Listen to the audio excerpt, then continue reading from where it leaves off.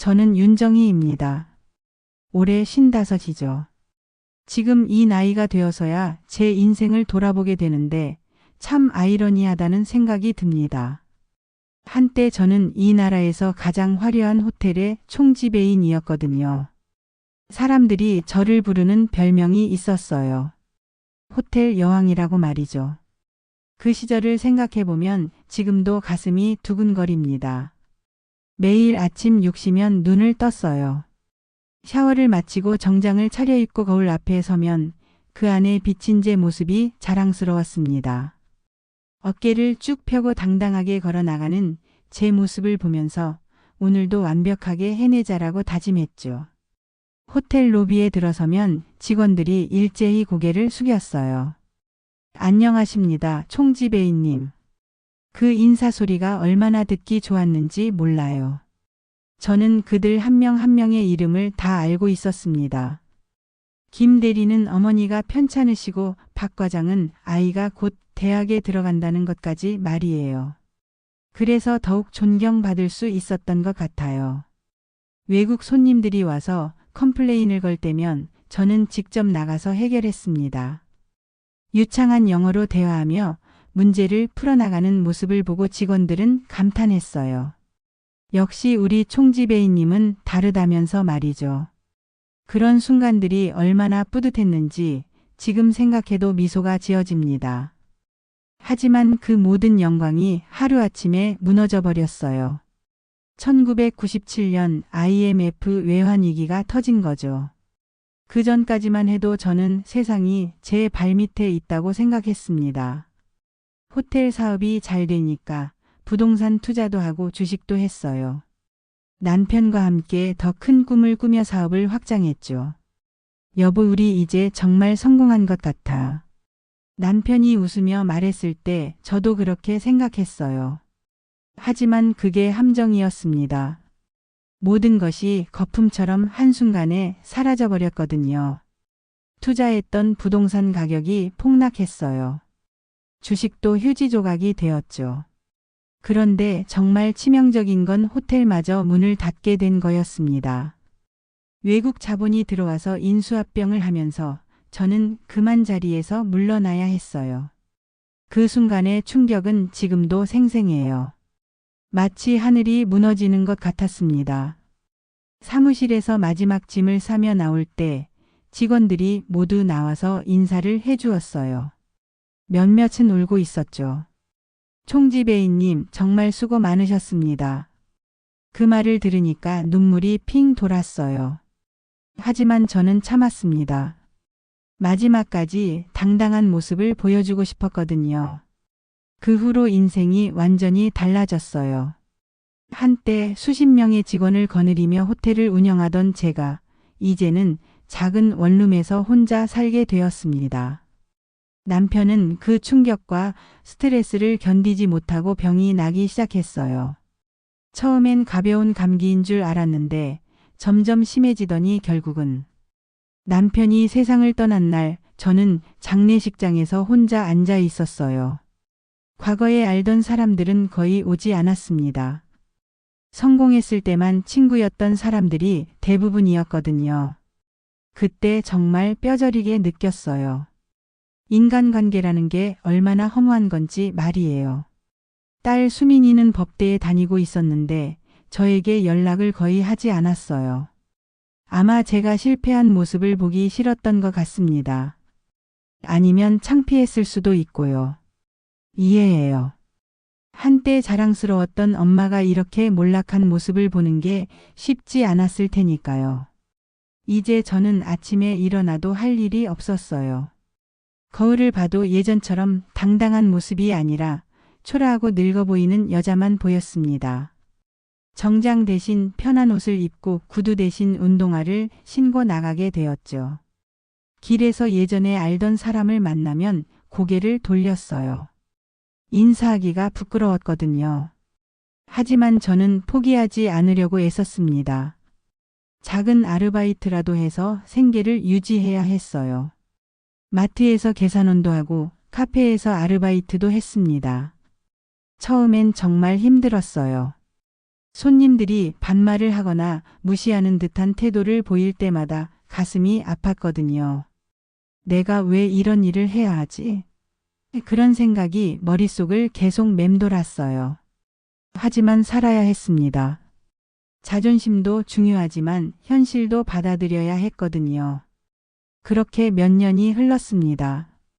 어느 날 거울을 보니까 머리에 흰머리가 많이 늘어 있었어요. 주름도 깊어졌고 전체적으로 많이 늙어 보였습니다. 아, 내가 정말 할머니가 되었구나라는 생각이 들었죠.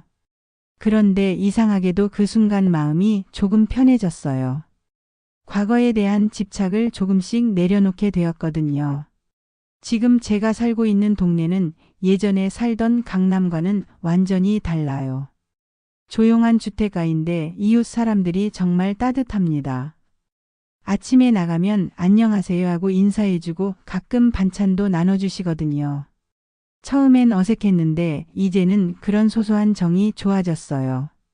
마트에 장을 보러 가면서도 생각해요.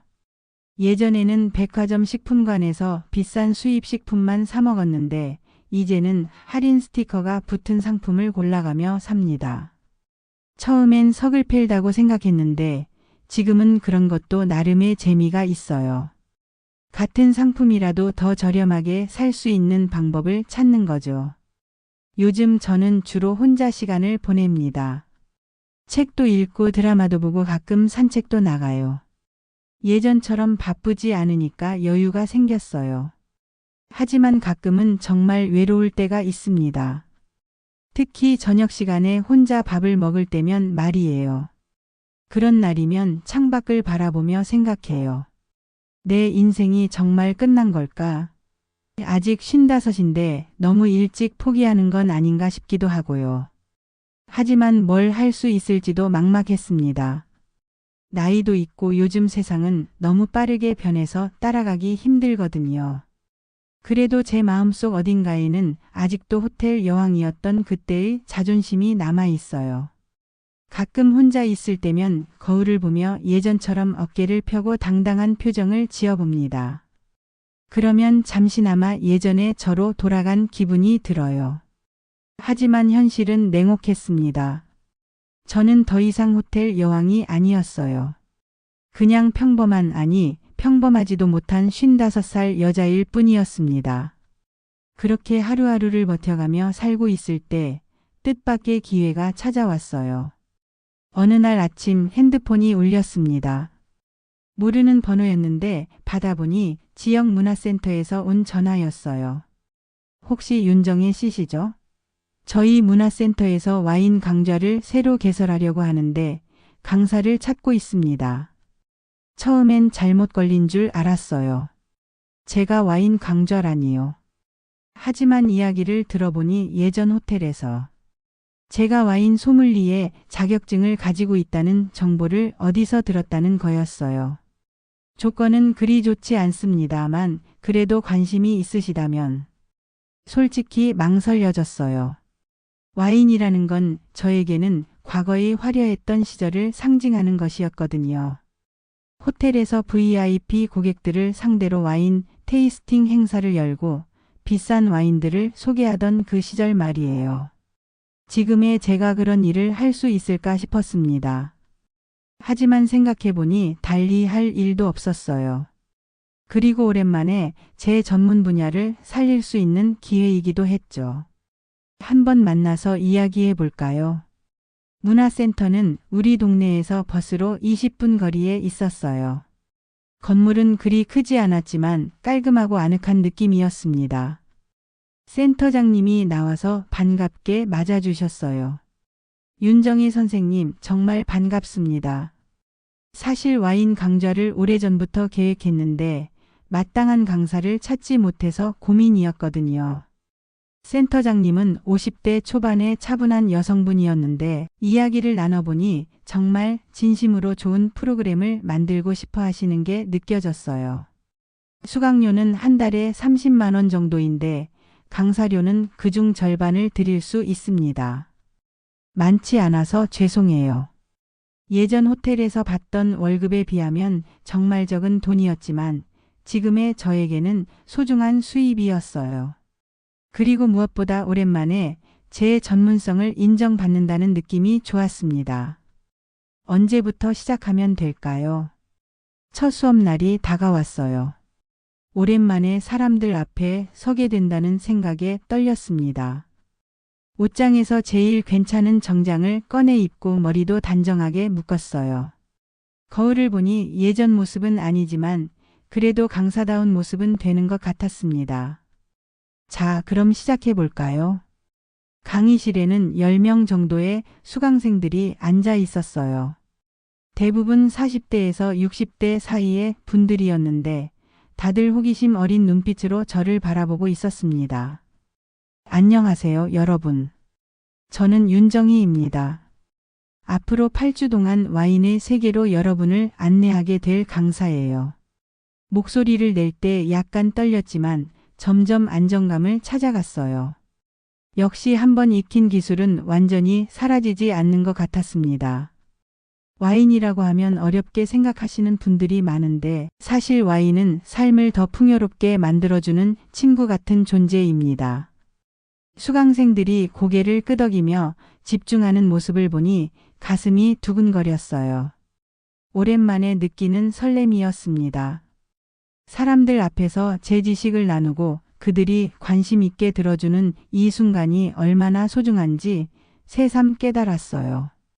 오늘은 먼저 와인의 기본적인 종류부터 알아보겠습니다. 적포도주, 백포도주, 로제 와인, 그리고 스파클링 와인까지. 이야기를 하다 보니 자연스럽게 예전 호텔에서의 경험담도 나오게 되었어요. 제가 예전에 호텔에서 일할 때 프랑스에서 온 손님이 특별한 와인을 요청한 적이 있었어요. 그 와인의 이름은 그 순간 수강생들의 눈빛이 더욱 반짝였어요. 단순한 이론보다는 실제 경험담이 더 흥미로웠던 것 같습니다. 그때 저도 깨달았어요. 제 과거가 부끄러운 것만은 아니구나. 오히려 소중한 자산이 될 수 있다는 걸 말이에요. 첫 수업을 마치고 나오는데 한 분이 다가왔어요. 선생님, 정말 재미있었어요. 다음 주가 벌써 기다려집니다. 그 말을 들으니 가슴이 뜨거워졌어요. 오랜만에 누군가에게 도움이 되고 있다는 느낌이었거든요. 그런데 그때였어요. 강의실 뒤쪽에서 조용히 듣고 있던 한 분이 눈에 들어왔습니다. 50대 후반 정도로 보이는 남성분이었는데 차분하고 신사적인 인상이었어요. 다른 수강생들과는 조금 다른 분위기가 느껴졌습니다. 수업이 끝나고 나가면서 그분과 눈이 마주쳤어요. 그분이 살짝 미소를 지으며 고개를 숙여 인사했습니다. 저도 자연스럽게 인사를 받았죠. 다음 주 수업 때도 그분이 와 있었어요. 이번에는 앞자리에 앉아서 더 집중해서 듣고 있었습니다. 질문도 몇 번 하셨는데 정말 수준 높은 질문들이었어요. 선생님, 보르도 와인과 부르고뉴 와인의 차이점을 좀 더 자세히 설명해 주실 수 있나요? 그분의 질문을 듣는 순간 이분이 와인에 대해 어느 정도 지식을 가지고 있다는 걸 알 수 있었어요.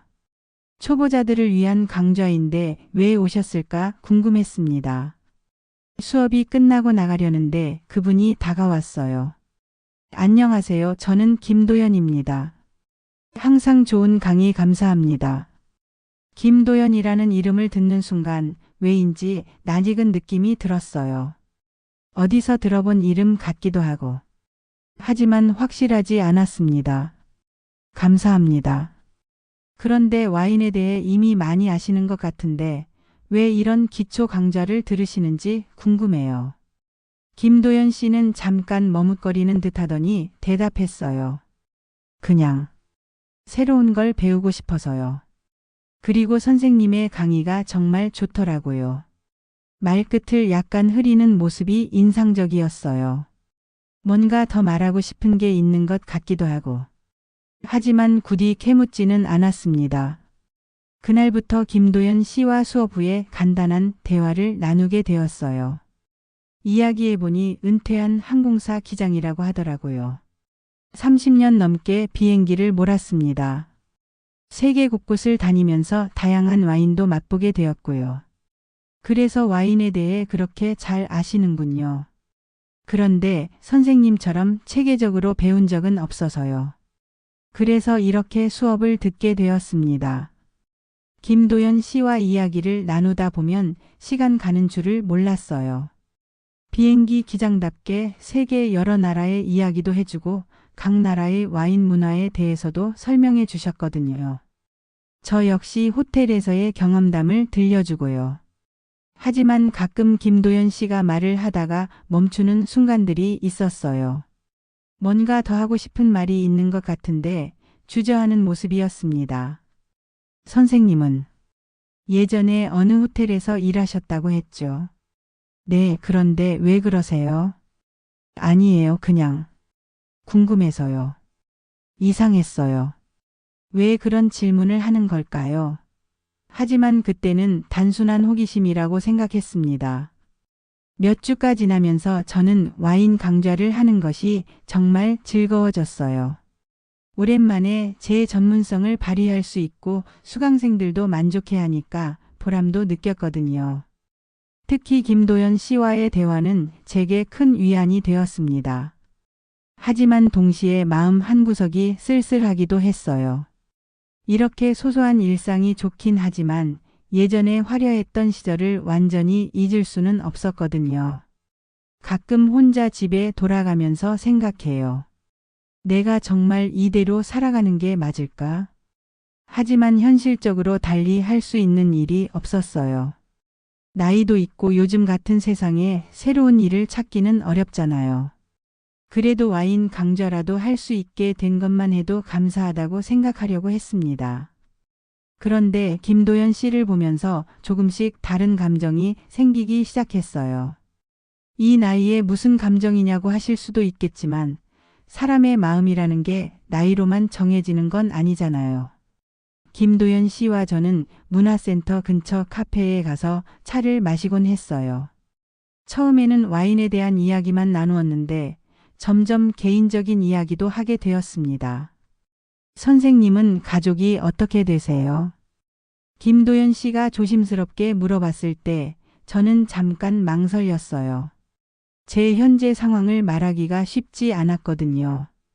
남편은 몇 년 전에 세상을 떠났고 딸이 하나 있어요.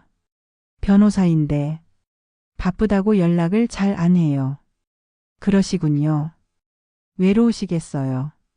김도연 씨의 목소리에 따뜻함이 느껴졌어요. 동정이 아니라 진심으로 이해하는 듯한 느낌이었습니다. 도연 씨는 어떠세요? 저도 아내를 잃었습니다. 5년 전에 암으로. 그 말을 듣는 순간 가슴이 아팠어요. 서로 비슷한 아픔을 가지고 있었던 거네요. 아들이 둘 있는데 하나는 미국에서 의사로 일하고 다른 하나는 호주에서 사업을 해요. 가끔 영상통화로 안부 정도 묻는 정도죠. 우리는 둘 다 혼자 사는 사람들이었어요. 자식들은 있지만 멀리 떨어져 있고 일상을 나눌 사람은 없는 상황이었습니다. 그래서 더 서로에게 끌렸던 것 같아요. 선생님, 와인 테이스팅을 한번 제대로 해보시겠어요? 제가 괜찮은 와인을 몇 병 가지고 있거든요. 김도연 씨의 제안이었어요. 처음에는 조금 망설였습니다. 남자와 단둘이 와인을 마신다는 게 이 나이에도 조심스러웠거든요. 집으로 초대하는 건 부담스러우실 테니 와인바는 어떨까요? 조용한 곳으로 알아볼게요. 김도연 씨의 배려가 느껴졌어요. 정말 신사적인 분이구나 하는 생각이 들었습니다. 다음 주 토요일 우리는 조용한 와인바에서 만났어요. 김도연 씨가 선택한 곳은 정말 운치 있는 작은 와인바였습니다. 테이블 사이사이에 적당한 간격이 있어서 대화하기에도 좋았어요. 이 와인 한번 드셔보세요. 프랑스 보르도 지역의 2015년 빈티지예요. 김도연 씨가 와인을 따라주며 설명했어요. 잔을 들고 향을 맡아보니 정말 깊고 복합적인 향이 느껴졌습니다. 우아한 향이네요. 블랙커런트와 바닐라, 그리고 약간의 스파이시한 느낌도. 역시 전문가시네요. 제가 이 와인을 처음 마셨을 때도 똑같이 느꼈거든요. 우리는 와인을 마시며 이런저런 이야기를 나누었어요. 호텔에서의 추억, 비행기에서 본 세계 각국의 풍경들. 시간이 어떻게 지나는지 몰랐습니다. 선생님, 웃는 모습이 정말 예쁘세요. 김도연 씨가 갑자기 그런 말을 했을 때 제 얼굴이 빨갛게 달아올랐어요. 언제 마지막으로 그런 말을 들어봤나 싶었거든요. 뭘 그런 말씀을. 이제 늙었는데요. 나이가 들수록 더 깊은 아름다움이 있는 것 같아요. 마치 좋은 와인처럼 말이에요. 김도연 씨의 말에 가슴이 두근거렸어요. 이런 감정을 느끼는 게 맞는 걸까요? 남편이 세상을 떠난 지 벌써 몇 년이 지났지만 아직도 다른 남자에게 마음을 열어도 되는 건지 확신이 서지 않았습니다. 그날 밤 집에 돌아와서도 계속 생각났어요. 김도연 씨의 따뜻한 미소, 신사적인 매너, 그리고 저를 바라보는 진심 어린 눈빛까지. 오랜만에 느끼는 설렘이었어요. 다음 수업 시간에 김도연 씨를 보니 더 특별하게 느껴졌어요. 다른 수강생들과 함께 있을 때도 자꾸 그분만 눈에 들어왔습니다. 수업이 끝나고 카페에 가는 일도 자연스러운 일상이 되었고요. 선생님, 이번 주말에 시간 있으시면 한강공원에 산책이라도 어떨까요? 김도연 씨가 조심스럽게 제안했을 때 저는 잠깐 고민했어요. 이제 정말 연인 관계로 발전하는 건가 싶어서 말이에요. 좋아요. 날씨도 좋고 산책하기 딱 좋은 계절이네요. 결국 저는 승낙했습니다. 마음 한편으로는 두려움도 있었지만 다른 한편으로는 기대감이 더 컸거든요. 그 주말 한강공원에서 만난 김도연 씨는 평소와 조금 달라 보였어요. 좀 더 편안한 옷차림에 표정도 한결 부드러웠습니다. 정말 오랜만에 이렇게 산책해 보네요. 저도 그래요. 요즘엔 혼자 나올 일이 별로 없었거든요. 강변을 걸으며 이야기를 나누는데 정말 평온했어요. 바람이 살짝 불어와서 머리카락이 날렸는데 김도연 씨가 자연스럽게 정리해 주었습니다. 그 순간 심장이 쿵하고 뛰었어요. 선생님, 제가 너무 성급한 건 아닌지 모르겠는데. 김도연 씨가 멈춰 서더니 저를 바라봤어요. 선생님과 함께 있으면 정말 편해요. 오랜만에 마음이 따뜻해지는 것 같고요. 저도. 그래요. 그 말이 저절로 나왔어요. 정말 솔직한 마음이었거든요. 그럼 앞으로도 계속 이렇게 만날 수 있을까요? 김도연 씨의 눈빛에 간절함이 보였어요. 저도 같은 마음이었습니다. 네, 좋아요. 그날부터 우리의 관계는 확실히 달라졌어요. 단순한 수강생과 강사가 아니라 서로를 아끼는 사이가 된 거죠. 주말이면 함께 영화를 보러 가거나 맛있는 식당에서 식사를 했어요. 김도연 씨는 항상 제가 좋아할 만한 곳들을 미리 알아보고 예약까지 해놓았습니다. 정말 세심하고 배려 깊은 분이었어요. 이 식당 와인이 정말 좋네요. 선생님 입맛에 맞을 것 같아서 골랐는데 어떠세요? 정말 맛있어요. 음식과도 잘 어울리고요. 이런 식으로 자연스럽게 서로의 취향을 알아가게 되었어요. 김도연 씨는 클래식 음악을 좋아했고 저는 재즈를 좋아한다는 것도 알게 되었죠. 그래서 클래식과 재즈 공연을 번갈아 가며 보기도 했어요.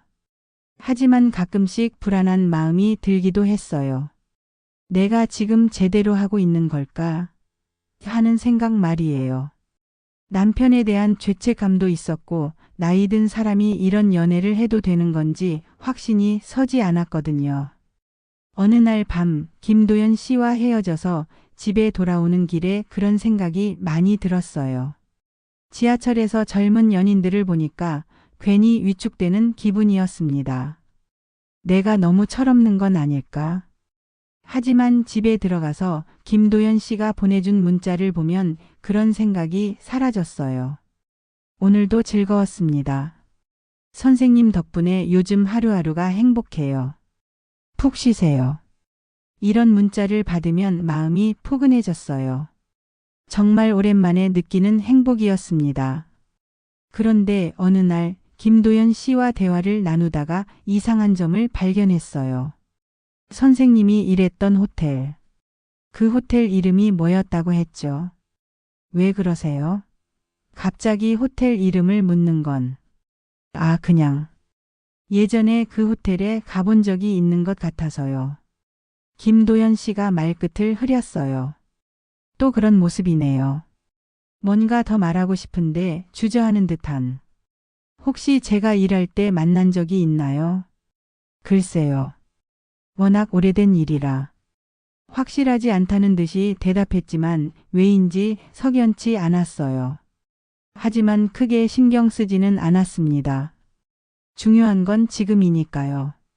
몇 달이 지나면서 우리 관계는 더욱 깊어졌어요. 김도연 씨는 정말 저를 아껴주었고 저도 그분과 함께 있으면 마음이 편했습니다.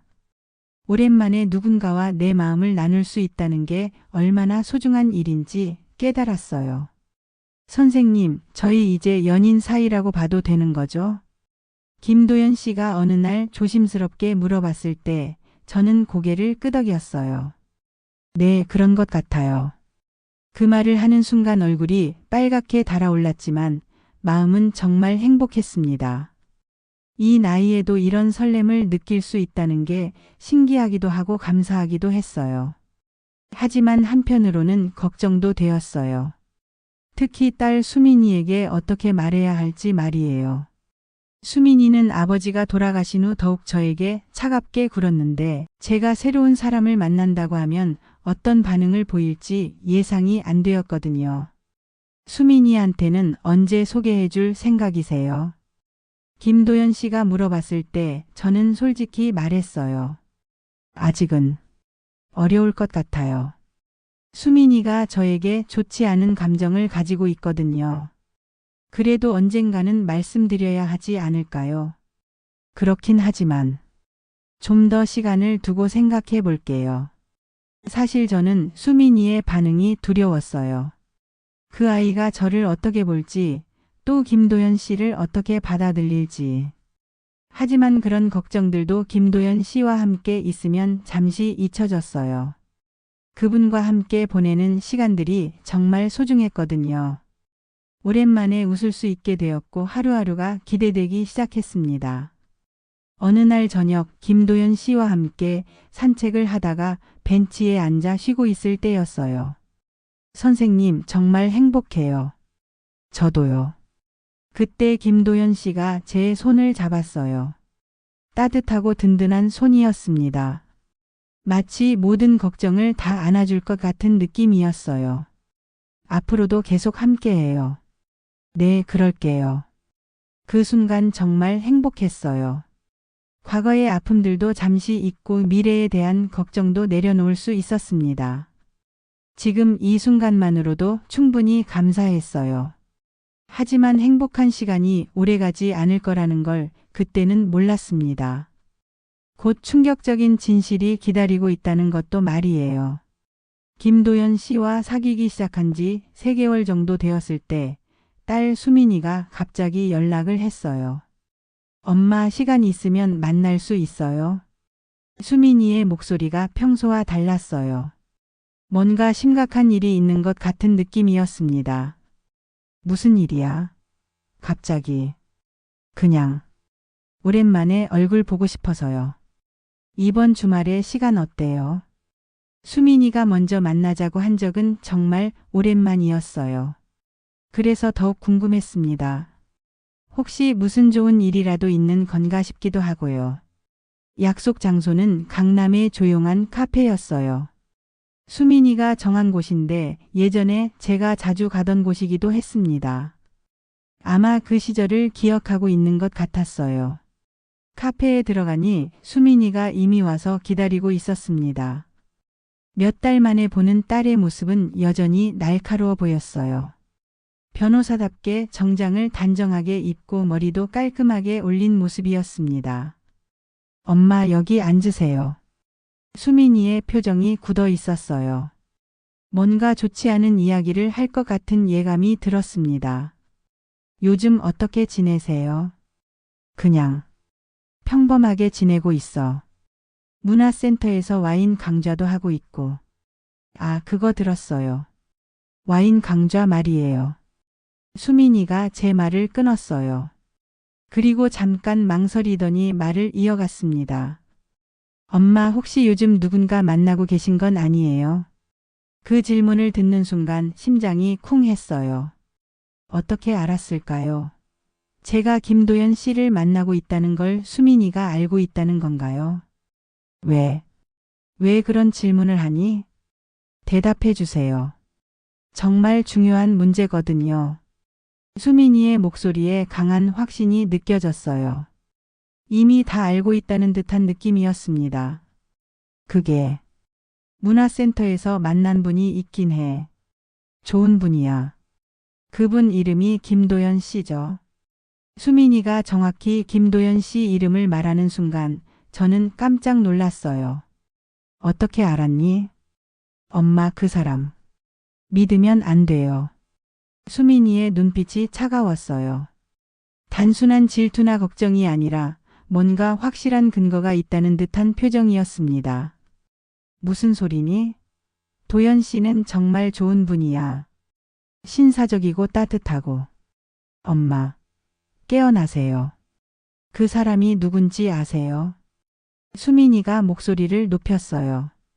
카페에 있는 다른 손님들이 우리를 쳐다봤습니다. 수민아, 목소리 좀 낮춰. 사람들이 다 보잖아. 지금 그게 중요한 게 아니에요. 엄마, 그 김도연이라는 사람. 제가 조사해 봤거든요. 조사? 왜 남의 사생활을 조사해? 사생활이 아니라 엄마를 지키기 위해서요. 수민이가 가방에서 서류 몇 장을 꺼냈어요. 뭔가 공식적인 문서 같아 보였습니다. 이거 보세요. 김도연, 나이 58세, 전 대한항공 기장 출신. 맞죠? 맞는데. 그게 왜? 그리고 이 사람이 1997년 IMF 때 어디에 있었는지 아세요? 수민이의 말에 불안한 감정이 밀려왔어요. 1997년. 그 해는 제 인생이 완전히 바뀐 해였거든요. 무슨 말이니? 엄마가 일하던 호텔 기억나시죠? 그 호텔을 인수한 외국 자본 회사 말이에요. 갑자기 머릿속이 하얘졌어요. 설마 김도연 씨가 그 일과 관련이 있다는 건가요? 그 인수팀에 김도연이 있었어요. 뭐라고? 제 목소리가 떨렸어요. 믿을 수가 없었습니다. 정확히는 그 인수회사의 자문 역할을 했어요. 항공업계에서 오랫동안 일한 경험을 바탕으로 호텔 사업에 대한 조언을 했던 거죠. 수민이가 서류를 넘기며 설명했어요. 여기 보세요. 1997년 11월 호텔 인수 과정에서 김도연의 이름이 여러 번 나와요. 그 사람이 엄마가 운영하던 호텔의 약점들을 분석해서 보고서를 올렸다고 되어 있어요. 서류를 보는 순간 정말 충격이었어요. 김도연이라는 이름이 선명하게 적혀 있었거든요. 이게 확실한 거니? 변호사인 제가 확인하지도 않고 이런 말 했겠어요? 저도 처음엔 동명이인일 거라고 생각했어요. 하지만 생년월일, 경력 모든 게 일치해요. 수민이의 말이 계속 이어졌지만 저는 제대로 듣지 못했어요. 머릿속이 복잡했거든요. 김도연 씨가 제 호텔을 무너뜨린 그 일에 관여했다고요? 그 따뜻하고 신사적인 분이요? 엄마 들리세요? 어떻게 그런 일이? 그래서 제가 엄마를 만나고 싶었던 거예요. 그 사람이 엄마에게 접근한 게 우연이 아닐 수도 있어요. 무슨 뜻이니? 죄책감 때문일 수도 있고 아니면 다른 목적이 있을 수도 있어요. 수민이의 말이 날카롭게 느껴졌어요. 하지만 한편으로는 믿고 싶지 않았습니다. 아니야, 도연 씨는 그런 사람이 아니야. 정말 진심으로 나를 아껴주는 사람이라고. 엄마, 정신 차리세요. 그 사람이 엄마한테 어떻게 접근했는지 생각해 보세요. 우연히 와인 강좌에 나타나서 우연히 친해지고. 이게 정말 우연이라고 생각하세요? 수민이의 말에 가슴이 답답해졌어요. 정말 우연이 아니었던 걸까요? 그리고 엄마, 그 사람이 가끔 말을 흐리거나 망설이는 모습 보인 적 없어요. 그 말을 듣는 순간 김도연 씨가 가끔 보였던 그런 모습들이 떠올랐어요. 과거에 대해 물어볼 때마다 애매하게 대답하던 모습, 호텔 이야기가 나올 때마다 주제를 돌리던 모습들. 설마, 정말 설마. 엄마, 그 사람한테 속으면 안 돼요. 한 번 엄마를 배신한 사람이에요. 수민이의 눈에 눈물이 맺혔어요. 제가 어렸을 때 엄마가 얼마나 힘들어 하셨는지 다 봤어요. 아버지가 병들어서 돌아가실 때까지. 그 모든 고통의 시작이 그 호텔 일이었잖아요. 수민아. 그런데 그 일에 관련된 사람이 이제 와서 엄마에게 접근한다고요? 이게 말이 되나요? 수민이의 말이 맞았어요. 정말 말이 안 되는 상황이었습니다. 엄마, 제발 그 사람과 만나지 마세요. 그 사람이 뭘 원하는지 모르겠지만 분명히 엄마한테 상처 줄 거예요. 하지만 혹시 정말 우연일 수도. 엄마. 수민이가 테이블을 탁 치며 일어섰어요. 아직도 그 사람을 믿으시겠다는 거예요. 증거를 다 보여줬는데도. 카페 안이 조용해졌어요. 모든 사람들이 우리를 쳐다보고 있었습니다. 수민아, 일단 앉아. 사람들이 다 보고 있어. 수민이는 다시 앉았지만 여전히 화가 나 있는 모습이었어요. 엄마, 저는 정말 엄마가 걱정돼서 하는 말이에요. 그 사람. 정말 조심하세요. 집에 돌아오는 길에 계속 생각했어요. 정말 김도연 씨가 제 호텔 일에 관련된 사람일까요? 그렇다면 지금까지의 모든 게 거짓이었던 걸까요? 그날 밤 잠을 이룰 수 없었어요. 김도연 씨와 함께 보냈던 행복한 순간들이 자꾸 떠올랐지만 동시에 수민이가 보여준 서류도 머릿속을 떠나지 않았습니다. 다음 날 김도연 씨에게서 문자가 왔어요. 선생님, 어제 잘 주무셨어요? 오늘 날씨가 좋은데 산책 어떠세요? 평소라면 기쁘게 대답했을 텐데 그날은 달랐어요. 어떻게 대답해야 할지 모르겠더라고요. 결국 저는 만나기로 했어요. 직접 물어봐야겠다고 생각했거든요. 김도연 씨와 만날 약속을 한 후 저는 하루 종일 불안했어요. 어떻게 물어봐야 할지, 그리고 만약 수민이의 말이 사실이라면 어떻게 해야 할지. 약속 장소인 공원 벤치에 앉아서 김도연 씨를 기다렸어요. 평소라면 설레는 마음으로 기다렸을 텐데 그날은 마음이 무거웠습니다. 선생님, 오래 기다리셨어요? 김도연 씨가 환한 미소로 다가왔어요. 평소와 똑같은 모습이었습니다. 하지만 제 눈에는 뭔가 다르게 보였어요. 아니에요, 저도 막 왔어요. 오늘 표정이 좀 어두워 보이시는데 무슨 일 있으세요? 김도연 씨가 걱정스러운 표정으로 물어봤어요. 진심으로 걱정하는 것 같았지만 이제는 그것조차 의심스러웠습니다. 도연 씨, 제가 좀 물어볼 게 있어요. 네, 뭐든지 말씀하세요. 혹시 1997년에 무슨 일을 하셨나요? 그 질문을 하는 순간 김도연 씨의 표정이 살짝 변했어요. 아주 미묘하게 굳어지는 모습이었습니다.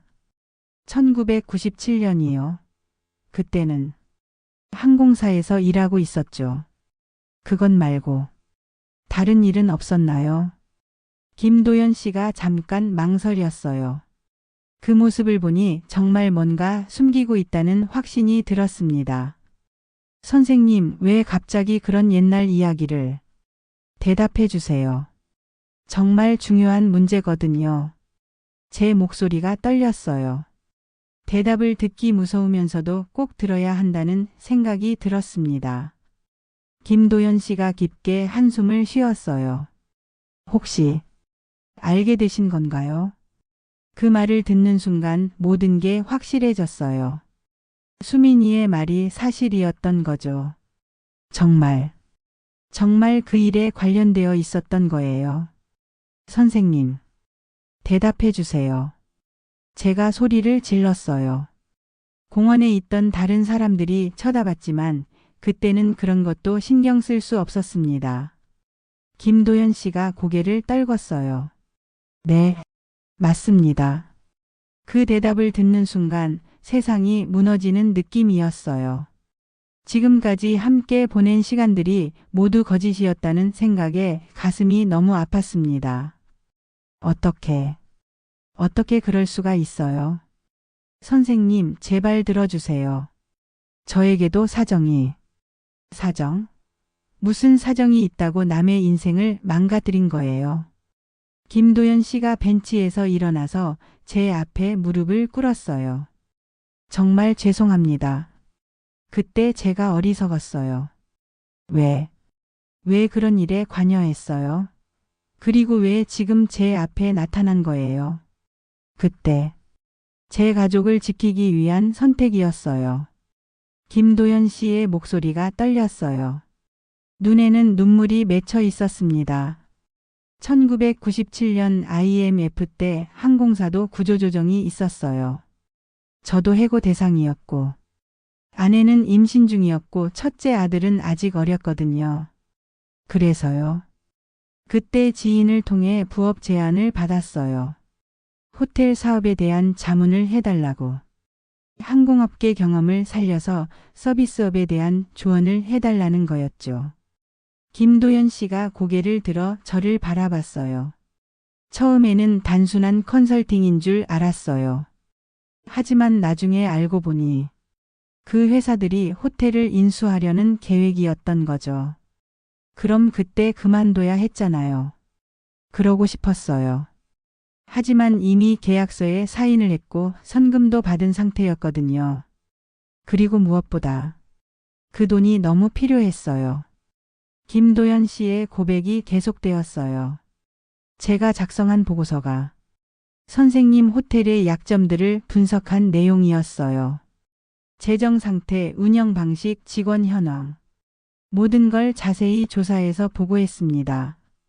그 보고서 때문에 우리 호텔이 그 보고서를 바탕으로 인수팀이 전략을 세웠어요. 제 가슴이 너무 아팠어요. 김도연 씨의 보고서가 제 인생을 망가뜨린 결정적인 역할을 했다는 거잖아요. 선생님, 정말 죄송합니다. 그때 이후로 계속 죄책감에 시달렸어요. 죄책감? 저는 웃었어요. 하지만 기쁜 웃음이 아니라 허탈한 웃음이었습니다. 죄책감을 느꼈다면서 왜 지금에서야 나타난 거예요? 그리고 왜 진실을 말하지 않았어요? 처음에는 선생님이 누구인지 몰랐어요. 윤정이라는 이름만으로는 그 호텔 총지배인이었던 분인지 확신할 수 없었거든요. 그럼 언제 알았어요? 두 번째 수업 때. 선생님이 호텔에서의 경험담을 이야기하실 때 확실히 알았어요. 그때 김도연 씨가 특별히 관심 있게 들었던 이유가 그거였구나 싶었어요. 그럼 그때부터 의도적으로 접근한 거네요. 아니에요. 처음엔 그냥 죄송하다는 말이라도 하고 싶었어요. 하지만 어떻게 말을 꺼내야 할지 모르겠더라고요. 그래서 연인 행세를 한 거예요. 그건 정말 진심이었어요. 선생님과 함께 있으면서 정말로 마음이 편해졌고 사랑하게 되었어요. 김도연 씨의 말을 들으면서도 믿을 수가 없었어요. 어디까지가 진실이고 어디까지가 거짓인지 구분할 수 없었거든요. 사랑이라고 했어요. 자신이 망가뜨린 사람을 사랑한다고요? 선생님, 정말 미안해요. 처음엔 죄책감으로 시작했을지 모르지만 지금은 정말 진심으로 사랑해요. 진심? 저는 일어섰어요. 더 이상 들을 수 없었습니다. 당신이 무슨 말을 해도 저는 믿을 수 없어요. 제 인생을 망가뜨린 사람이 이제 와서 사랑한다고 하니까 우습지 않아요? 선생님. 김도연 씨가 저를 붙잡으려고 했지만 저는 뿌리쳤어요. 손대지 마세요. 제발 한 번만 더 기회를 주세요. 정말로 사랑해요. 사랑이요? 그럼 처음부터 진실을 말했어야 했잖아요. 제 목소리가 점점 커졌어요. 몇 달 동안 저를 속이면서 무슨 사랑이에요. 이 모든 게 거짓말이었어요. 아니에요. 제 마음은 진짜예요. 믿을 수 없어요. 당신 때문에 제 남편이 병들어 죽었어요. 당신 때문에 제가 모든 걸 잃었다고요. 그 순간 김도연 씨의 얼굴이 하얘졌어요. 선생님. 당신이 작성한 그 보고서 때문에 우리 호텔이 문을 닫았고 저는 모든 걸 잃었어요. 투자한 돈도 다 날리고 남편은 충격과 스트레스로 병이 나서 결국 말을 하다가 목이 메었어요. 그때의 고통이 다시 생생하게 떠올랐거든요. 정말 죄송합니다. 정말로. 죄송하다고 해서 죽은 사람이 돌아와요. 망가진 인생이 다시 돌아와요.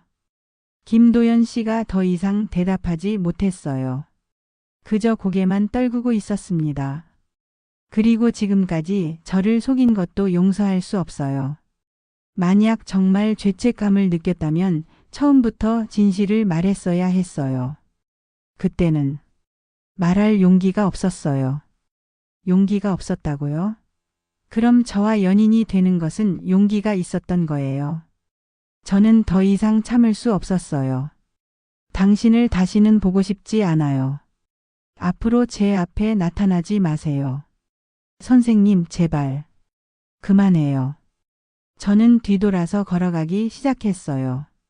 김도연 씨가 뒤에서 부르는 소리가 들렸지만 돌아보지 않았습니다. 집에 돌아와서 혼자 앉아 있는데 눈물이 쏟아졌어요. 분노와 배신감 그리고 허탈함이 한꺼번에 밀려왔습니다. 지금까지 김도연 씨와 함께 보낸 시간들이 자꾸 떠올랐어요. 와인을 마시며 나눈 대화, 한강에서의 산책, 따뜻한 미소와 다정한 목소리. 그 모든 것들이 거짓이었다는 게 믿어지지 않았어요. 어떻게 이런 일이. 그날 밤 잠을 이룰 수 없었어요. 김도연 씨의 마지막 표정이 계속 머릿속에 떠올랐거든요. 정말 후회하고 있는 것 같기도 하고 진심으로 사랑한다고 했던 것도 거짓말은 아닌 것 같기도 하고. 하지만 그런 게 중요한 게 아니었어요. 중요한 건 김도연 씨가 제 인생을 망가뜨린 일에 관여했다는 사실이었습니다. 그리고 몇 달 동안 그 사실을 숨긴 채 저를 속였다는 것이고요. 다음 날부터 김도연 씨에게서 계속 연락이 왔어요. 전화도 오고 문자도 왔습니다. 선생님, 정말 죄송합니다. 한 번만 더 만나주세요. 제가 정말 사랑한다는 걸 증명하고 싶어요. 과거는 바꿀 수 없지만 앞으로는 정말 진심으로 대하겠습니다. 하지만 저는 모든 연락을 무시했어요. 더 이상 김도연 씨의 말을 들을 수 없었거든요. 수민이에게도 연락했어요. 수민아, 내가 맞았어. 정말 그 일에 관련된 사람이었어. 엄마, 괜찮으세요? 수민이의 목소리에 걱정이 묻어 있었어요. 괜찮지 않아. 하지만 알게 되어서 다행이야. 계속 속았다면 더 큰 상처를 받았을 거야. 엄마, 정말 미안해요. 이런 일을 겪게 해서. 내가 미안할 게 뭐가 있니? 오히려 고마워. 내가 조사해주지 않았다면 계속 몰랐을 거야. 그날 밤 거울을 보면서 생각했어요. 한때 호텔 여왕이라고 불렸던 제가 그 호텔을 무너뜨린 사람과 사랑에 빠져 있었다는 게 정말 아이러니했습니다. 하지만 동시에 깨달은 것도 있었어요. 저는 아직도 과거에 매여 있었다는 것. 김도연 씨를 사랑하게 된 것도 결국은 예전에 저를 그리워하는 마음 때문이었을지도 모른다는 생각이 들었어요. 이제 정말 과거와 결별해야겠어. 그런 다짐을 하면서도 가슴 한구석은 여전히 아팠습니다. 김도연 씨에 대한 마음이 완전히 사라진 건 아니었거든요. 분노와 배신감 속에서도 그분과 함께했던 행복한 순간들은 진짜였다고 믿고 싶었어요. 진실을 안 후 일주일 정도 지났을 때 김도연 씨가 문화센터에 나타났어요. 와인 강좌가 있는 날이었는데 수업이 끝나고 나오는 저를 기다리고 있었습니다. 선생님, 김도연 씨를 보는 순간 가슴이 뛰었어요. 분노 때문인지 아니면 아직 남아있는 감정 때문인지 모르겠더라고요. 왜 여기에 왔어요? 다시는 보고 싶지 않다고 했잖아요. 선생님, 제발 한 번만 더 기회를 주세요. 정말 할 말이 있어요. 김도연 씨의 얼굴이 많이 초췌해져 있었어요. 며칠 동안 잠을 못 잔 것 같았습니다. 더 이상 들을 말이 없어요. 저는 그냥 지나가려고 했는데 김도연 씨가 제 앞을 막았어요. 선생님, 정말 5분만 시간을 내주세요. 5분이고 뭐고 더 이상 대화할 거리가 없어요. 이미 다 끝났어요. 끝나지 않았어요. 제 마음은 진짜였다고요. 김도연 씨가 목소리를 높였어요. 문화센터 앞에 있던 다른 사람들이 우리를 쳐다봤습니다. 진짜였다고요? 거짓말로 시작한 관계가 어떻게 진짜예요? 처음은 그랬을지 모르지만 지금 제 마음은 정말로. 그만해요. 저도 참을 수 없어서 소리를 질렀어요. 당신 때문에 제 인생이 산산조각 났어요. 당신이 쓴 그 보고서 때문에 제가 얼마나 고생했는지 알기나 해요. 알아요. 그래서 죄송하다고. 죄송하다고 해서 끝나는 문제가 아니에요. 제 목소리가 점점 커졌어요. 지나가는 사람들이 모두 멈춰서서 우리를 보고 있었습니다. 당신 때문에 남편이 병들어 죽었어요. 당신 때문에 딸과도 멀어졌고 제가 쌓아온 모든 것들이 무너졌어요. 선생님. 그런데 지금 와서 사랑한다고요? 웃기지 않아요? 김도연 씨가 고개를 떨궜어요. 더 이상 반박하지 못하는 것 같았습니다. 선생님, 저도 힘들었어요. 뭐가 힘들었다고요? 그때 제가 어떤 선택을 했는지 매일 후회했어요. 밤마다 잠들지 못하고. 그래서요. 그게 변명이 돼요. 저는 정말 화가 났어요. 자신도 힘들었다는 식으로 말하는 게 이해가 안 되었거든요. 당신이 힘들었다고요? 저보다 더 힘들었다고 생각해요. 그런 뜻이 아니에요. 단지 뭐요? 김도연 씨가 잠깐 망설이더니 입을 열었어요. 그때 정말 어쩔 수 없었어요. 가족을 지켜야 했고 아내는 임신 중이었고 가족을 지키기 위해서 남의 가족은 파괴해도 된다는 거예요. 아니에요. 그런 뜻이 아니라. 그럼 뭐예요? 당신은 가족이 소중하니까 남의 인생을 망가뜨려도 괜찮다는 거 아니에요. 김도연 씨가 대답하지 못했어요. 제 말이 맞다는 걸 스스로도 알고 있었던 것 같습니다. 선생님, 정말 죄송해요. 평생 후회하며 살았어요. 후회요? 그럼 왜 진작에 찾아와서 사과하지 않았어요? 그때는 용기가 없었어요. 용기가 없었으면서 지금은 어떻게 제 앞에 나타날 용기가 생겼어요. 김도연 씨가 눈물을 흘리기 시작했어요. 선생님을 사랑하게 되어서, 정말로 사랑하게 되어서 용기가 생겼어요. 사랑이라는 말로 모든 걸 정당화하려고 하지 마세요. 정당화가 아니라 진심이에요. 진심이면 처음부터 진실을 말했어야죠. 우리의 말소리가 점점 커졌어요. 주변에 사람들이 많이 모여들었는데 그때는 그런 것도 신경 쓸 수 없었습니다. 선생님, 제가 잘못했어요. 하지만 제 마음만큼은 진짜예요. 정말로 사랑해요. 사랑한다는 말 그만해요. 그 말 듣기 싫어요. 제가 소리를 지르자 김도연 씨가 더욱 절망적인 표정을 지었어요. 그럼 어떻게 해야 해요? 어떻게 하면 용서해 주실 수 있어요? 용서요? 저는 비웃었어요. 용서받을 수 있다고 생각해요. 죽은 사람이 살아 돌아올 수 있어요. 무너진 인생이 다시 돌아올 수 있어요. 그렇진 않지만. 그럼 뭘 용서해 달라는 거예요? 당신이 저지른 일은 용서받을 수 있는 성질의 것이 아니에요. 김도연 씨가 더 이상 말하지 못하고 울기만 했어요. 선생님, 정말 미안해요. 정말로. 미안하다는 말도 이제 그만하세요. 질렸어요. 그때 김도연 씨가 갑자기 무릎을 꿇었어요. 사람들 앞에서 말이에요. 선생님, 제발 용서해 주세요. 제가 뭘 해야 할지 말씀해 주세요. 일어나요. 이렇게 해서 뭐가 달라져요? 제가 어떤 대가를 치르더라도 용서받고 싶어요. 대가요? 무슨 대가를 치른다고 죽은 사람이 살아나요? 저는 정말 화가 났어요.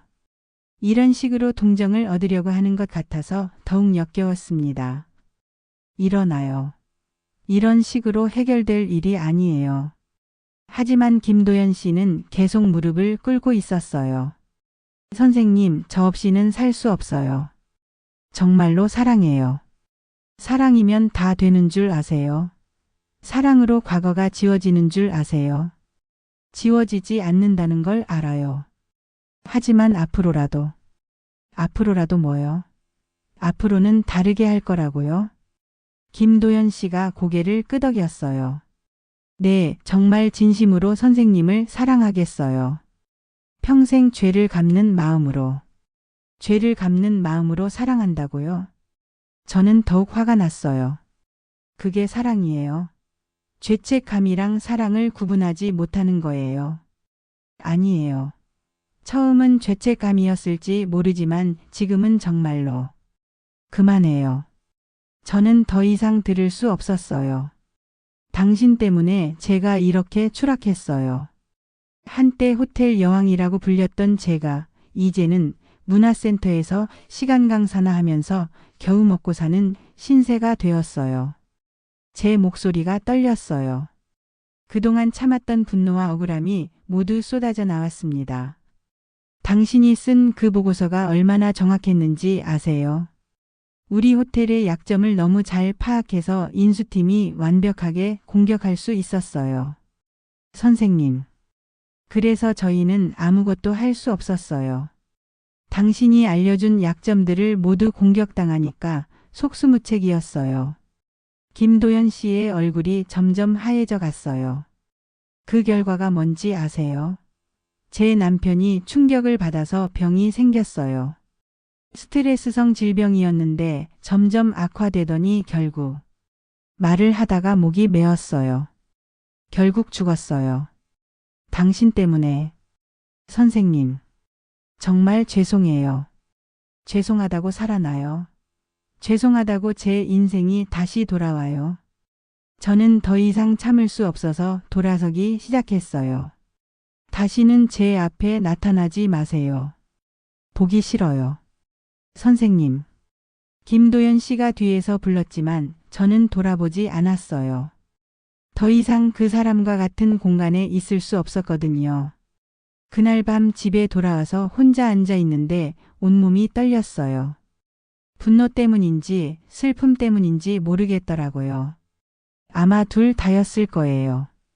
김도연 씨와 마지막 대화를 하면서 깨달은 게 있었어요. 저는 아직도 과거의 상처에서 벗어나지 못하고 있다는 걸. 그리고 그 상처가 얼마나 깊은지 새삼 느꼈어요. 하지만 동시에 다른 생각도 들었어요. 이제 정말 과거와 결별해야 한다는 생각 말이에요. 김도연 씨에 대한 분노도 호텔에 대한 그리움도 모든 걸 정리해야 할 때가 온 것 같았습니다. 김도연 씨와 마지막 대화를 나눈 후 며칠 동안 저는 아무것도 할 수 없었어요. 집에만 있으면서 계속 생각에 잠겨 있었습니다. 분노도 있었고 슬픔도 있었고 허탈감도 있었어요. 그런데 이상하게도 마음 한구석에서는 김도연 씨가 그리워지기도 했어요. 분명히 화가 나고 배신감을 느끼면서도 그분과 함께 보냈던 행복한 시간들이 자꾸 떠올랐거든요. 내가 정말 이상한 사람인가? 자기 인생을 망가뜨린 사람을 그리워한다니 스스로도 이해할 수 없었어요. 일주일쯤 지났을 때 김도연 씨에게서 편지가 왔어요. 두꺼운 편지였는데 받아보고 한참 망설였습니다. 읽어야 할까 말아야 할까. 결국 호기심을 이기지 못하고 편지를 열어봤어요. 편지에는 김도연 씨의 진심 어린 사과와 함께 그때 상황에 대한 자세한 설명이 적혀 있었어요. 1997년 당시 그분의 상황, 가족을 위한 선택, 그리고 그 후 계속 느꼈던 죄책감에 대한 이야기였습니다. 특히 마지막 부분이 인상적이었어요. 선생님, 제가 선생님을 만나기 전까지는 하루하루가 그냥 지나가는 시간이었습니다. 과거의 죄책감에 시달리면서도 그렇다고 뭘 할 수 있는 것도 아니었거든요. 하지만 선생님을 만나면서 처음으로 행복을 느꼈어요. 그리고 동시에 더 큰 죄책감도 느꼈고요. 선생님이 저를 용서해 달라고 하는 건 아닙니다. 저도 용서받을 수 없다는 걸 알고 있어요.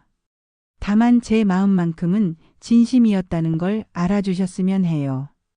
선생님과 함께 보낸 시간들은 제 인생에서 가장 소중한 순간들이었습니다. 편지를 읽으면서 눈물이 났어요. 김도연 씨의 마음이 진심이었다는 건 저도 어느 정도 느끼고 있었거든요. 하지만 그렇다고 해서 모든 게 용서될 수는 없었어요.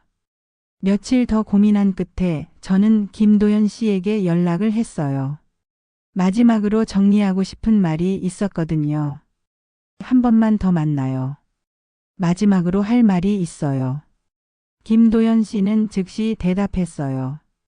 네, 언제든지 시간 맞춰드리겠습니다. 우리는 조용한 카페에서 만났어요. 김도연 씨는 더욱 초췌해진 모습이었습니다. 며칠 사이에 많이 늙어 보였어요. 편지 잘 읽었어요. 감사합니다. 도연 씨의 마음이 진심이었다는 건 저도 알고 있어요. 김도연 씨의 눈에 희망의 빛이 스쳤어요. 그럼.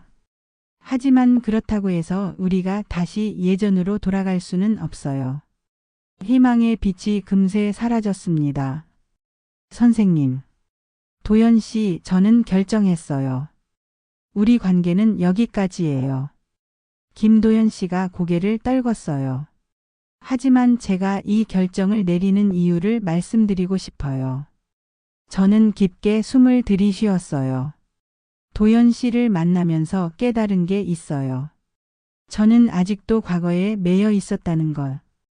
호텔 여왕이었던 그때를 계속 그리워하면서 살고 있었어요.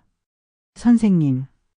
도연 씨와 함께 있을 때도 마찬가지였어요. 예전에 화려했던 제 모습을 회상하며 행복해했던 거죠. 그게 진짜 사랑이었을까요? 김도연 씨가 저를 바라봤어요. 저는 선생님 자체를 사랑했어요. 정말 그럴까요? 도연 씨도 죄책감 때문에 접근한 거 아니에요. 진짜 저를 사랑한 게 아니라 죄를 갚고 싶은 마음이었던 거 아닌가요? 김도연 씨가 대답하지 못했어요. 아마 스스로도 확신하지 못하고 있었던 것 같습니다. 우리 둘 다 혼란스러웠던 거예요. 저는 과거를 그리워하는 마음을, 도연 씨는 죄책감을 사랑이라고 착각했던 거죠. 그렇지 않아요. 제 마음은 도연 씨. 저는 김도연 씨의 말을 끊었어요. 진짜 사랑이었다면 처음부터 진실을 말했어야 해요. 몇 달 동안 저를 속이면서 무슨 사랑이에요. 김도연 씨가 더 이상 반박하지 못했어요. 저는 이제 정말로 과거와 결별하려고 해요. 호텔에 대한 그리움도 도연 씨에 대한 원망도 모든 걸 정리하려고요. 선생님, 그럼 저는 도연 씨도 마찬가지예요. 과거의 죄책감에서 벗어나세요. 저에게 매달려서는 안 돼요.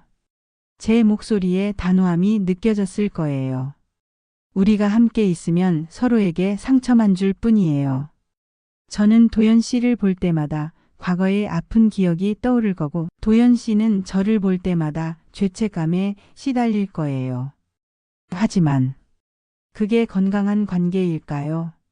사랑이라고 할 수 있을까요? 김도연 씨가 눈물을 흘리기 시작했어요. 선생님을 잃고 싶지 않아요. 도연 씨, 저를 정말 생각한다면 놓아주세요. 어떻게 놓아요? 저도 쉽지 않을 거예요. 하지만 그게 우리 둘 다를 위한 일이라고 생각해요. 김도연 씨가 한참 동안 말하지 않았어요. 그저 눈물만 흘리고 있었습니다. 저는 이제 새로 시작하려고 해요. 과거에 매이지 않고 진짜 제 인생을 살아가려고 해요. 새로 시작한다는 게 구체적인 계획은 아직 없어요. 하지만 분명한 건 과거의 윤정이가 아닌 지금의 윤정이로 살아가겠다는 거예요. 저는 일어섰어요. 도연 씨도 새로 시작하세요. 죄책감에 매여 사는 것보다는 앞으로 더 좋은 사람이 되도록 노력하세요. 선생님, 이게 마지막이에요. 다시는 연락하지 마세요. 김도연 씨가 일어나서 저를 붙잡으려고 했지만 저는 뒤돌아서 걸어갔습니다. 선생님, 정말 사랑했어요. 뒤에서 김도연 씨의 목소리가 들렸지만 저는 돌아보지 않았어요. 집에 돌아와서 거울을 봤어요. 거울 속에 제 모습은 많이 달라져 있었습니다. 예전의 호텔 여왕의 모습은 찾을 수 없었지만 그래도 나름대로 의연한 모습이었어요. 이제 정말 새로 시작하자.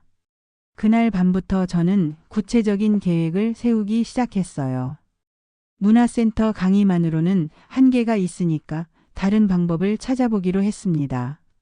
먼저 도서관에 가서 최근 호텔업계 동향에 대한 자료들을 찾아봤어요. 예전과는 많이 달라져 있었지만 기본 원리는 비슷했습니다. 그리고 요즘에는 부티크 호텔이라는 개념이 인기를 끌고 있다는 것도 알게 되었어요. 부티크 호텔. 작지만 개성 있고 특색 있는 호텔을 말하는 거였어요. 대형 호텔과는 다른 매력을 가진 곳들이죠. 며칠 동안 자료를 조사하면서 생각했어요. 혹시 제가 다시 호텔 업계에 도전할 수 있을까요? 물론 예전처럼 큰 호텔은 어렵겠지만 작은 부티크 호텔 정도라면.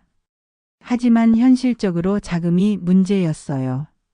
아무리 작은 호텔이라고 해도 상당한 투자가 필요하니까요. 그러던 중 우연히 신문에서 작은 기사를 하나 봤어요.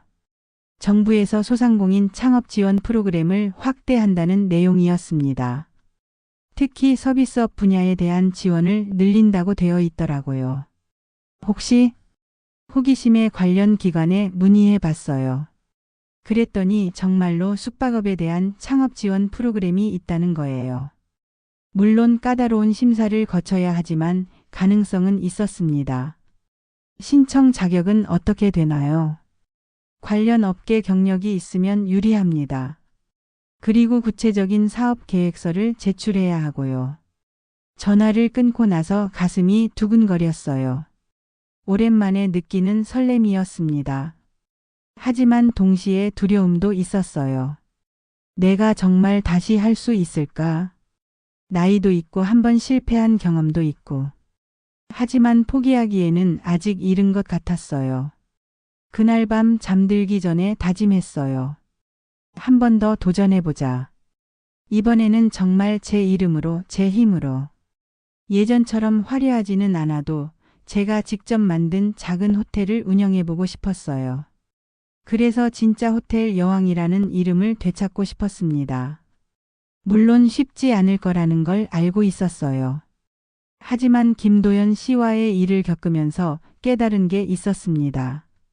과거에 매여서는 안 된다는 것, 그리고 제 인생은 제가 다시 써나가야 한다는 건 말이에요. 김도연 씨와 완전히 이별한 후 6개월이 지났어요. 그동안 저는 정말 열심히 준비했습니다. 창업 지원 프로그램에 지원하기 위한 사업계획서를 작성하고 부티크 호텔에 대한 공부도 하고 가능한 부지도 알아봤어요. 처음에는 막막했지만 하나씩 하다 보니 점점 구체적인 모습이 보이기 시작했어요. 제가 만들고 싶은 호텔의 콘셉트, 위치, 규모, 운영 방식까지 모든 걸 세세하게 계획했습니다. 심사날이 다가왔을 때는 정말 떨렸어요. 심사위원들 앞에서 제 계획을 발표해야 했는데 오랜만에 느끼는 긴장감이었습니다. 안녕하십니까? 저는 윤정희입니다. 발표를 시작할 때 목소리가 약간 떨렸지만 점점 안정을 찾았어요. 저는 과거 호텔업계에서 15년간 일한 경험을 바탕으로 새로운 개념의 부티크 호텔을 제안하고 싶습니다.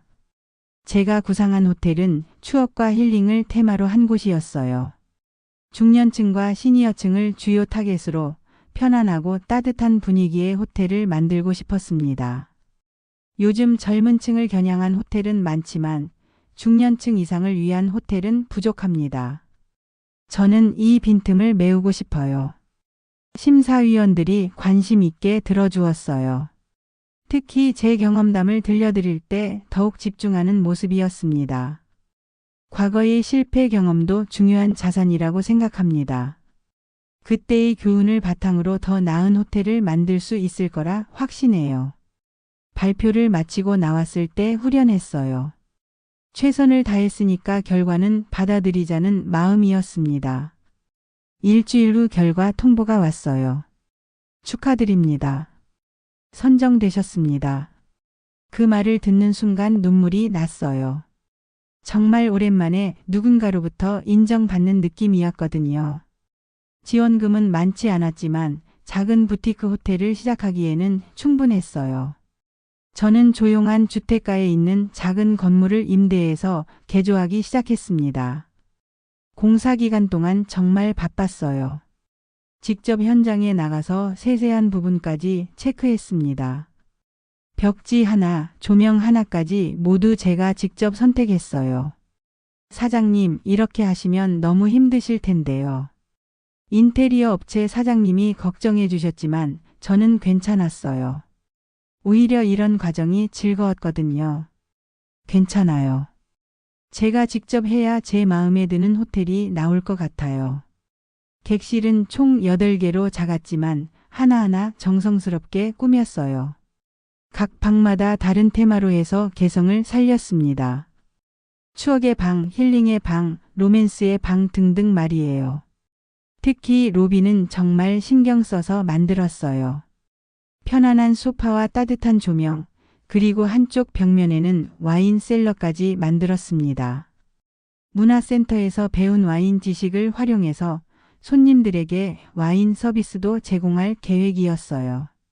공사가 끝나가면서 호텔 이름을 정해야 했어요. 한참 고민하다가 라 메종드 메모리라고 정했습니다. 추억의 집이라는 뜻이에요. 프랑스어로 한 건 좀 더 특별한 느낌을 주고 싶어서였어요. 직원은 많이 뽑지 않았어요. 프런트 담당 직원 2명과 청소 담당 1명, 그리고 저까지 총 4명으로 시작하기로 했습니다. 작은 호텔이니까 이 정도면 충분했어요. 개업 준비를 하면서 가끔 김도연 씨 생각이 났어요. 만약 그분이 봤다면 어떻게 생각했을까 하는 궁금증이 들기도 했죠. 하지만 곧 그런 생각을 털어냈어요. 이제는 정말 과거와 결별했으니까요. 드디어 개업일이 다가왔어요. 개업식은 간소하게 하기로 했습니다.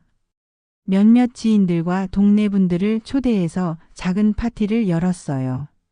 수민이도 와줬어요.